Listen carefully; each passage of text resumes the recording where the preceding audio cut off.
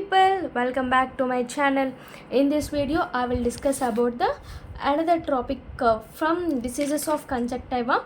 The topic is from chlamydial conjunctivitis. In chlamydial conjunctivitis, the one of the most important one is trachoma. Trachoma in a Greek word, it is called as rough. It is Greek word is called as rough. Generally it is known as Egyptian ophthalmia. It is known as Egyptian ophthalmia. What is trachoma? Trachoma is a chronic keratoconjunctivitis, means cornea and conjunctiva both involved. It is chronic keratoconjunctivitis primarily affecting the superficial epithelium of the cornea conjunctiva simultaneously. Primarily affecting the superficial layer of both cornea conjunctiva simultaneously is called trachoma. It is of consists of two responses like follicular response and papillary response. Both responses are comes under trachoma. It has pannus formation can be seen under trachoma. In late stages, cicatrization gives rough appearance. It undergoes cicatrization and it gives rough appearance also can be seen in this trachoma. So this is the trachoma. First we should write the definition. Is a chronic keratoconjunctivitis.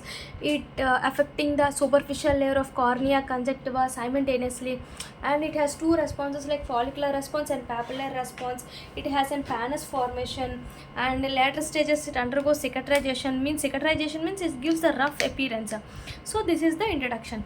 Next we should know about the etiology of trachoma. Etiology is causative organism is Chlamydia trachomatis.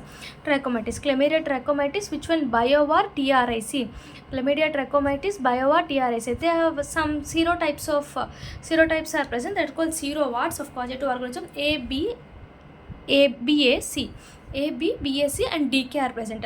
A, B, B, C comes under hyperendemic trachoma. Trachoma has types like hyperendemic trachoma. A, B, B, A, C causes hyperendemic means binding trachoma. Hyperendemic. DK is inclusion conjunctivitis. DK means inclusion conjunctivitis. DK of serovar comes under. So you should remember the serowarts A, B, B, A, C, DK. Inclusion conjunctivitis comes under DK. A, B, B, A, C comes under hyperendemic trachoma. Next we should discuss about the predisposing factors. In every predisposing factor we can commonly write the age, sex, race, environmental. Here climate and socio-economic status also important one. These are the predisposing factors. So you should remember age, generally infant or childhood comes under what is it? Trachoma is generally contracted during infancy and childhood. Morely females will come. Races are Jews, and climate is dry and weathery climate. So dry and weathery climate means environmental factors like outdoor workers who works outdoor. Trachoma will have, because they have a dry and dusty climate. So they have dust, smoke, irritant, sunlight, outdoor workers, and socio-economic status is very poor. They have this chances to come have trachoma as a predisposing factor. So in this page I discuss about first of all discuss about the definition. Definition is very, very important. When chronic keratoconjunctivitis, only superficial layer of these both occur simultaneously. Next, what are the types of response present? Follicular and both follicular and papillary and pannus formation will present. Late stages cicatrization also appears. It gives rough appearance. Next, etiology. Etiology has causative organism Chlamydia trachomatis, bio or TRIC. It's about serowarts are present. A, B, B, A, C and DK. Inclusion conjunctivitis is DK. A, B, B, A, C as hyperendemic trachoma. Predisposing factors are age, sex, race. Sex, race. Age is any infant and childhood. Sex is female and Jews are the race, and climate like dry and dusty weather. Environmental factors who works the outdoor like sunlight work, sunlight irritants, all this. Socio-economic status is very poor. Next we should discuss about the source and mode. How we transfer, mode. They transfer by three methods like vector, direct and any material factor, vector, direct. What is the source? First, how the source? This is conjunctival discharge from affected person. When the person is affected by trachoma, from that affected person having conjunctivitis, this discharge from direct contact like airborne, waterborne enters to the other person from direct contact, or to the vector like by flies. When flies takes this when the flies takes this discharge to the another person, so it acts as a vector. Next, material means material transmits fingertips, fingers of contaminated fingers of doctors or nurses or any other instruments like tonometry instrument using for eye for glaucoma treatment measurement. All this any instruments contaminated fingers and nostrils, like material transfer, like flies, like vector transfer direct by airborne from the conjunctival discharge from affected person. This is the source and mode. Next we should discuss about the clinical features. Clinical features are very very important. See, there are two types of clinical features. First, two phases are there. See, first I will discuss about the phase of active inflammatory trachoma, active inflammatory. Next, chronic cicatricial trachoma. So first, active inflammatory I will discuss. Active inflammatory is, see, it generally occurs in childhood because of active chlamydial infection is present. Active chlamydial infection generally occurs in childhood. Symptoms are two types. Absence. How we can describe the phase of active inflammatory response by using some symptoms and some signs. The symptoms are divided into two types: having a secondary infections and presence of secondary infection and absence of secondary infection. Generally, this active inflammatory is present in the childhood because of active chlamydial infection. It has two symptoms are described based on the two conditions, like presence of secondary infection and absence of secondary infection. Presence of secondary infection is by the mucopurulent conjunctivitis. If there is any mucopurulent conjunctivitis, this is the presence of secondary infection is symptom of trachoma. Next, absence of, if any absence, because of mild foreign body sensation, any lacrimation, slight slicking of lead, scanty mucoid discharge.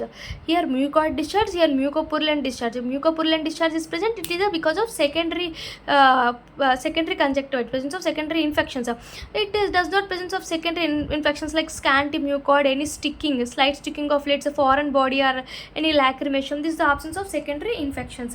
Next, we should discuss about the signs of active inflammatory conditions, like conjunctival signs and corneal signs. So you should remember the keratoconjunctivitis. No, you should remember the conjunctival signs and corneal signs. See, conjunctival signs and corneal signs. Conjunctival cells are three are there in active inflammatory trachoma. First one is congestion. Next, conjunctival follicles. Next, papillary hyperplasia. So you should remember these names. How you can remember? I will tell later. Congestion, conjunctival follicles, congestion, and papillary hyperplasia. Follicles are conjunctival follicles. Here papillary hyperplasia will occur, congestion. This is the conjunctival signs. Next, corneal signs are superficial keratitis, Herbert follicles. Next, progressive pannus formation. I discussed in definition. Pannus formation is occurs in trachoma. So this is the progressive pannus formation in, what is that? Corneal signs of active inflammatory condition. This is the progressive pannus. Should remember this, progressive pannus. Next, corneal ulcers. These are the 4 signs of cornea. What are the 4 signs? Please remember again. Superficial keratitis. Next, Herbert follicles. Next, progressive pannus. Next, corneal ulcers. So how you remember this? First, we should discuss about the conjunctival signs. First, full in at the lid it undergoes congestion. First one is congestion. I discussed about the conjunctival follicles. See, these are some of the follicles will occur. This is called conjunctival follicles. How these follicles are appears? They are called boiled sago grain appearance. So how it appears? Boiled sago grain appearance.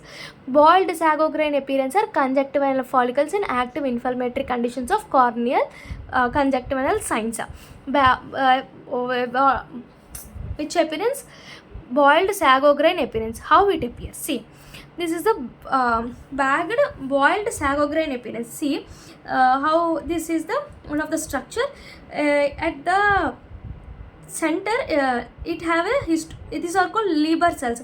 This is called liver cells. What is the liver cells? Means consists of histiocytes, lymphocytes, multinucleated giant cells with peripheral blood vessels. Liver cells are present in boiled it appears as a boiled sago grain appearance, but it is called liver cells. Liver cells consist of histiocytes, lymphocytes, multinucleated giant cells, and have a peripheral blood vessels. These are the liver cells present in conjunctival follicles. Next, I discuss about the papillary hyperplasia. Papillary hyperplasia is red and velvety appearance. It appears as a red and velvety, but here conjunctival appears as a boiled sago grain, where papillary hyperplasia appears as a red and velvety appearance. See how it appears. How it appears means at the center we can see the blood vessels. At center we can see the blood vessels. At center of the hyperplasia we can see the blood vessels. Surrounding it you have a lymphocytes, and around this hypertrophic epithelium, because of hyperplasia, outer layer is hypertrophic epithelium, inner is lymphocytes, and central is blood vessels are present in this papillary hyperplasia structure. Okay, these are the three types comes under conjunctival cells. First one is congestion, next one is papillary hyperplasia, next one is conjunctival follicles. Conjunctival follicles appears as a boiled sago grain, whereas papillary hyperplasia appears as a red and velvety appearance. Boiled sago grains have Leber cells. Here Leber cells are called kinds of histiocytes, lymphocytes, next giant multinucleate giant cells with peripheral blood vessels, whereas papillary hyperplasia centrally blood vessels are surrounded with lymphocytes, and around it you have an hypertrophic epithelium. These are the three. Next corneal signs are superficial keratitis. Next one is Herbert follicles, progressive pannus, corneal ulcers. So keratitis means cornea undergoes inflammation. So superficial keratitis. Next one is Herbert follicles. See, this is the cornea. Okay, cornea undergoes keratitis. Cornea small openings is called Herbert follicles. These Herbert follicles are present at the limbal area of cornea. Generally, we can see that Herbert follicles in the limbal area of cornea. Okay, and around this, see, some structures is present now, some fibers. These are called pannus. This is called as pannus. This is progressive pannus. What is pannus? Pannus is infiltration of cornea with vascularization in the upper part. Pannus means infiltration of cornea. It present at the cornea, infiltration of cornea with vascularization in the upper part. In the upper part of cornea with vascularization, infiltration of cornea with vascularization of the upper part is called pannus. This is the progressive pannus. Next is this progressive pannus is present between the epithelium and Bowman's layer. Okay, thank you. In next video I will discuss about the continuation of this phases. Thank you. Please subscribe my channel and please support us. Thank you.